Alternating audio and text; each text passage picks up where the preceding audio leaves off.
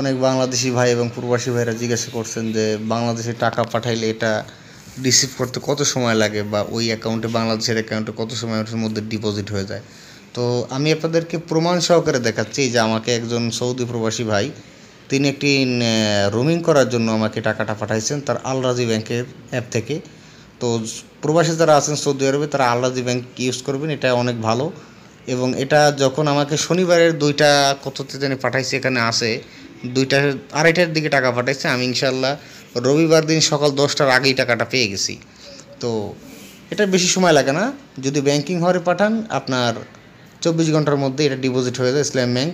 অন্য ব্যাংকের কেমন কি আমি জানি না, তবে সব ব্যাংকেই টাকা আসবে, বাংলাদেশের যে কোনো ব্যাংকে আপনি আল রাজি ব্যাংক থেকে টাকা পাঠাইলে টাকা আসবে। তবে আপনার বিশেষ করে ইসলাম ব্যাংকের সাথে হয়তো তাদের চুক্তি থাকতে পারে, হ্যাঁ, এই জন্য এটাই তাড়াতাড়ি আসার সম্ভাবনাই বেশি। এখান থেকে পাঠানো যায়, কিন্তু কোনো সমস্যা নেই।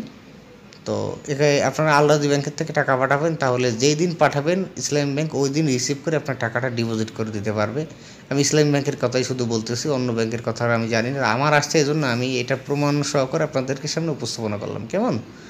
তো আপনাদের যারা আছেন কোনো টেনশন করবেন না, প্রবাসী বা বাংলাদেশে যারা আছেন তারাও প্রবাসী ভাইদেরকে বলবেন যে তারা যেন আল রাজি ব্যাংকের এই অ্যাপের মাধ্যমে টাকাটা পাঠায়, তাইলে কিন্তু দ্রুত একদিনের মধ্যেই টাকাটা পেয়ে যাবেন। অন্যটার কথা আমি জানি না, ইনশাআল্লাহ।